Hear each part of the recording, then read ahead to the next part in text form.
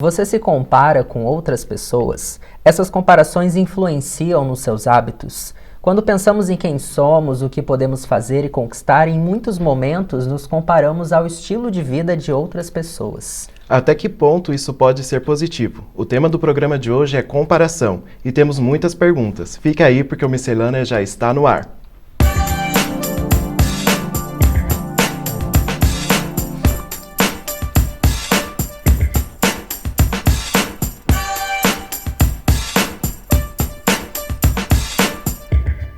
Bom, para responder as nossas questões sobre comparação, estamos recebendo a psicóloga doutora Mariana Padilha. Muito obrigado, Mariana, por aceitar o nosso convite. Imagina, gente, eu que agradeço o convite e o espaço também, né? Para começar, é inevitável se comparar? Olha, do meu ponto de vista, é um processo, né? O desenvolvimento humano é atravessado por muitas questões sociais, econômicas, familiares, cada uma no seu tempo, né? A gente também não pode olhar para isso de uma forma desligada da história, né? E aí a gente começa a aprender, a se respeitar em algum momento, a respeitar a nossa história, a entender o quanto algumas coisas que são exigidas de nós cabem ou não nos cabem, né? Mas, como eu disse, eu não sei se é inevitável, mas eu acredito que seja um processo. Sou psicóloga, então vou defender minha turma, né? A terapia, a análise, às vezes é uma saída possível, tantas outras são possíveis, mas ela também não traz uma garantia, né? É uma possibilidade. Existem níveis, né, de comparação, se a gente for levar em conta que uma pessoa se compara a outra. Mas esses níveis, eles podem ser estimulados na criação? Então, ontem, por curiosidade, eu assisti um filme que se chama O Guia da Família Perfeita, né? E ele fala da história de uma adolescente, a Rose, que o pai exige dela algumas coisas e ela faz muito esse movimento, né? Ela chega se a gente for falar de níveis, num nível grave, né? E ela não tem força para lutar contra esse pai, contra essas exigências escolares, né? Do que você vai ser no seu futuro. Em compensação, o avô da personagem não se encaixa nisso, né? Ele, em determinado momento, convida a família para pescar e fala: eu aposentei, eu odeio pescar, não sei porque eu cumpri pesca, mas falaram que aposentado tem que pescar. Então, ele tem força para lutar contra isso. Esse filme é interessante e eu acho que ele mostra um pouco disso, né? Ele começa um pouco mais levinho e chega num nível que a gente pode chamar um pouco mais grave já lá pro final do filme. E como a comparação afeta a nossa construção de identidade? Então, tem um pouco disso também, né? Nesse filme, por exemplo, a identidade dela não era dela, era do pai. Era o pai quem sonhava que ela entrasse em determinada faculdade, fizesse determinado curso, tirasse notas altas, as melhores da turma. Então, chega um ponto que você não se reconhece mais, né? Não é você quem fala de você, é alguém que fala de você. Isso foi o que eu estava falando anteriormente, né? Tá muito na nossa construção como ser humano. Antes da gente falar, estou com fome, alguém diz pela gente, essa criança está com fome. Então, isso é o atravessamento, né? Falei de fome, mas imaginam outros adjetivos que crianças e nós, como adultos, ouvimos aí. Então, tem um afetamento direto, né? E o quanto a gente se mobiliza, o que a gente vai fazer com isso, né? Vai procurar terapia, vai procurar um espaço, mas eu acredito que afeta sim, e desde sempre, né? Que nem eu falei, antes da gente falar, alguém diz da gente. Sim, e existe muito uma questão dos pais por eles se compararem com outras pessoas também, até mesmo enquanto pais, eles acabam educando os filhos em cima dessa comparação. Sim. Quando eu falo de atravessamento social, não é uma coisa que brota, né? Essas questões sociais somos nós, como sociedade, quem colocamos. Então, tem que ser alimentação orgânica, a fralda tem que ser X, nananana. E, retornando ao filme, né, tem até uma personagem que fala, eu acho exagerado, mas todo mundo faz, eu vou no embalo. Você vê que aquilo ali não provoca uma crítica, não provoca... eu acho exagerado e eu paro de fazer aquilo. Não, eu acho exagerado, mas como há um momento histórico que faz uma efervescência disso, eu vou no bolo, eu não tenho um posicionamento crítico, eu não consigo dizer, isso aqui não me cabe. Eu tenho alguns pacientes no consultório assim, né? Eu sou tal coisa. Quando eu começo a questionar, eles se sentem incomodados, é óbvio. Tô ali para incomodar mesmo. Mas até que eles, em determinado momento, falam, isso não me cabe. Todo mundo pode estar fazendo, mas não é para mim. E é isso, né? Tem coisas que não é para algumas pessoas mesmo. Outras são, e tudo bem. E doutora, você acha que essa comparação, ela pode servir em algum momento como uma pulsão para uma evolução? Talvez você se comparar com alguém que esteja acima de você pode servir para você querer chegar até onde ela está, talvez? Eu penso que a gente tem outras coisas mais interessantes para nos movimentar. Se for falar de comparação, há um objetivo a se alcançar e pode ser que eu arranje outras possibilidades mais interessantes até que esse objetivo, né? Ou pode ser que não, que eu não chegue nesse lugar proposto. E quem não chega nesse lugar proposto sofre quanto, né? Será que essa exigência é realmente interna? E aí, ela vem de onde? É minha? É social? É familiar? Né? Então, eu não sei se não dá para ter comparação, mas eu, particularmente, acho que há movimentos mais interessantes que isso. Se a gente puder falar de comparação como um impulso para a vida, né? Talvez seja quando você entra num processo de se conhecer e aí, em determinado momento, você consegue dizer, lá atrás eu era de uma determinada forma, que me cabia, que estava ok, e hoje eu sou dessa outra forma, olha como eu mudei. Mas talvez não no sentido, aquilo era ruim e isso é bom, né? Mas nesse sentido de houve um movimento, houve uma possibilidade. Sim. E quais os limites dessa comparação? Eu acredito que um limite importante é respeito, né? Mas eu também entendo que é difícil, né? É difícil o respeito dentro de uma sociedade, às vezes, dentro de um espaço familiar, dentro de um espaço escolar, né? Por sorte, a gente tem um movimento afirmativo muito importante atualmente, mas isso não garante muita coisa também.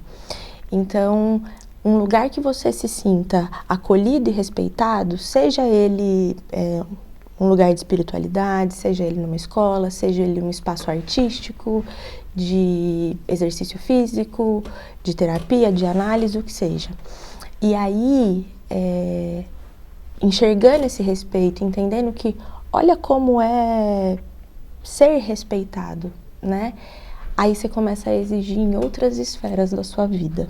Eu, numa das minhas atuações como psicóloga, eu às vezes escuto isso. Você é a primeira pessoa que me trata com respeito na vida. É muito duro ouvir isso, mas dali em diante eu começo a ver um processo. Né? Eu falo, bom, então aqui pode ser que tenha um processo, porque o que você fizer tá bem.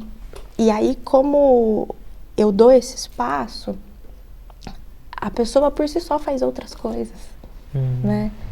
Então, às vezes acontece isso que vocês estão dizendo, né? Olha como é que eu cheguei aqui e olha como é que eu tô indo embora. Sim. Então, eu acho que o respeito é uma linha importante para pensar um limite de comparação. Respeito, no caso, a si mesmo, né? Também. Mas tem gente que não aprende isso, né? Então, às vezes, precisa estar num lugar para aprender. Sim. E aí, aprendendo nessa troca, que a vida inteira da gente é troca, aí começa a aprender o seu respeito, né? Peraí, se alguém pode me tratar desse jeito, por que você está me tratando de outra forma? Uhum. Bom, doutora, nós ainda temos muitas perguntas para fazer sobre esse tema, mas o Miscelânea vai para um rápido intervalo e já que a gente volta.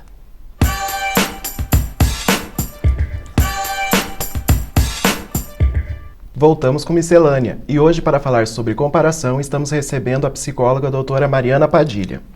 Com as redes sociais, essa comparação tem aumentado? Tem, né? A vida é ditada, só os melhores momentos, né? E nomes famosos aí, vários, enfim, dizendo de uma realidade deles, né? E as pessoas acompanhando e querendo também um pouco daquilo ali, né? Então, a gente nota que tem um aumento, assim, dessa comparação e é uma medida que, do meu ponto de vista, é uma medida difícil, né? Que é a medida de ser feliz. Talvez socialmente antes as medidas fossem outras, né? Você pode ser psicólogo, você pode ser médico, advogado, jornalista, o que seja. Hoje dá para ser tudo isso, mas e aí ser feliz, né? Então, eu acho que a comparação nas redes sociais aumenta muito. E em muitos aspectos ela traz prejuízo para a vida das pessoas. Sim. E como que essa comparação afeta a nossa autoestima? Especialmente nas redes sociais, né? Que a gente vê que é o auge hoje em dia das comparações. É bem danoso, assim, né? Bem prejudicial, porque se você não acompanhar, você não tá dentro do grupo. A gente também quer pertencer. Costuma-se falar de pertencimento muito para a adolescência, mas todos nós queremos pertencer. E para pertencer, a gente precisa estar dentro do grupo de igual, né? Então, ouve-se determinado estilo de música. Tem que saber ali quem que acabou de lançar, o que aconteceu, né? E além disso, eu acho também que tem o fator velocidade das coisas. Às vezes não dá conta de acompanhar. Mal chegou uma coisa e já tem outra chegando, né? Então, você não dá conta. Você fala, mas ontem era determinada coisa, hoje já é outra. Então, eu acho prejudicial nesse sentido. Sim. E com relação à autoimagem, a comparação acaba interferindo também? Sim, de alguma maneira sim, né? É mais um desses atravessamentos, né? E aí você acaba depositando suas questões nessas exigências que estão na rede, na forma de se vestir, estilo de cabelo, né? E mais do que essa autoimagem externa, vamos dizer assim, né? As questões internas mesmo. Como eu lido, como eu entendo isso, se é que entende o que se passa, né? Psiquicamente. Então, acho que mesmo para a autoimagem tem um atravessamento aí que, se não ficar atento, também pode ser prejudicial. Inclusive, acho que até chega um momento, né, em que você acaba até não se reconhecendo, Sim. né, não sabendo sua essência de fato, porque você só está reproduzindo Sim. para pertencer a um grupo. Sim, sim. Sem olhar se aquilo te cabe, né? Se te serve, se te agrega, se te movimenta, você só faz por repetição, sem crítica nenhuma. E saindo um pouco da questão estética e indo mais para um lado intelectual, como que a comparação afeta as pessoas nessa questão intelectual, na escola, na universidade? Assim, para falar sobre isso, eu lembrei de uma jornalista que eu gosto muito, e ela estava falando de ser ouvinte do mestrado da USP, de psicanálise. E ela falou, eu não consegui acompanhar, né? E ela falou, não tem só a vida acadêmica, tem a vida prática, a operação, e isso é tão importante quanto o mestrado, o doutorado, o pós-doc. Então, veja, já começa nesse nível, né? Mas tem isso, quem tem a melhor nota, quem é o melhor aluno, quem nunca é escolhido na educação física. Algumas atividades que eu faço em grupo, eu evito usar, por exemplo, a palavra escolha outra pessoa para dizer. Eu falo convide. Sim, a Porque questão em da determinado dinâmica. momento, um vai ficar por último. Ah, mas eu sou sempre o excluído, né? Então também tem essas questões intelectuais, né? Ah, a profissão de tal pessoa é tal coisa, né? Também há essa comparação, mas há outros aspectos da vida, a operação prática, né? Tem exigências aí das crianças, exigência de performance, uso de remédio por performance, não por necessidade de medicamentosa. Então, tá difícil. Sim. E se levarmos em conta que a comparação ela é inevitável, o que a gente pode fazer para melhorar esse hábito? Eu falei do respeito, né? Eu acho que esse é o primeiro ponto. Quando nota-se que alguma coisa te incomoda, fica uma pulga atrás da orelha, procura, porque tem alguma coisa sua ali. Vai atrás de alguma forma, né? Seja em terapia, seja num espaço que você possa pensar sobre você, né? Se conseguir lidar com tudo isso, vai buscando. Você vai descobrir mais coisas super interessantes e possibilidades que você nem pensava que existia. Ai, não consigo, vou procurar ajuda. Procura uma análise, procura uma terapia. A gente tem aqui na região faculdades que tem clínica escola, a gente tem serviços de saúde mental para isso. Procura um amigo, a gente tem a linha do CVV, se for um caso mais agravado, que é 188. Procurar ajuda. Com frequência a gente não dá conta disso sozinho, é muito difícil, principalmente de alguém que está no começo desse processo. E não é um processo bonito, gostoso, é difícil, dá muito trabalho. Então, se eu pudesse dizer alguma coisa, dar alguma dica, assim, nesse sentido, procure ajuda.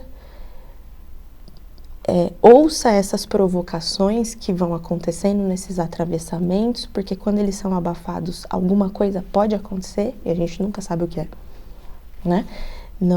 Isso não é sem um custo. E procura ajuda. Conversa com alguém que é da sua confiança. Procura uma clínica escola, procura na internet. Alguma coisa eu tenho certeza que vai aparecer. Eu acho que a terapia é recomendação para qualquer coisa, né? Terapia é um processo maravilhoso, mas não é garantia, né? Infelizmente. Até em casos graves, obviamente, né? A terapia tem que... Sim, precisa ter um acompanhamento, tem que ser a saída. Não só psicoterapêutico ou psicanalítico, dependendo da situação, precisa de um tratamento psiquiátrico, né? Sim. Com acompanhamento, assim, regular. Mas em casos até leves, assim, em relação à comparação, o autoconhecimento é a saída, né? É uma possibilidade. É uma possibilidade interessante. Sim, não dá para confirmar exatamente, né? Mas ainda assim... É uma possibilidade interessante. Porque o que parece muitas vezes é que a gente é construído em cima disso, dessas comparações, e meio que todas as pessoas são formadas em cima dessas comparações, como se todo mundo precisasse buscar exatamente uma essência, sabe? Eu não entendi o que você quis dizer. Por exemplo, ainda mais com as redes sociais, parece que tudo tá virando a mesma coisa, todo mundo tá tendo uma identidade muito parecida pelo efeito manada. Então parece que é uma coisa que a sociedade inteira tem que trabalhar junto. Sim. Certo? Sim. Esses efeitos manada, que nem você está dizendo, somos nós quem criamos. A sociedade somos nós. As exigências que a gente sente, que eu sinto, que vocês sentem, somos nós quem colocamos isso. Não vem uma coisa e desce. Quem exige somos nós. Sim. E aí a régua que mede isso também é nossa. Não tem um correio especial que traz isso. É a gente quem cria. Bom, doutora, muito obrigado pela sua participação. Imagina, gente, eu que agradeço. Bom, obrigado você também que nos acompanhou até aqui. O programa completo vai ficar salvo no nosso canal do YouTube. E não se esqueça de acompanhar a TV Univap nas redes sociais. Nós estamos no Facebook e também no Instagram, @TV Univap. Até a próxima!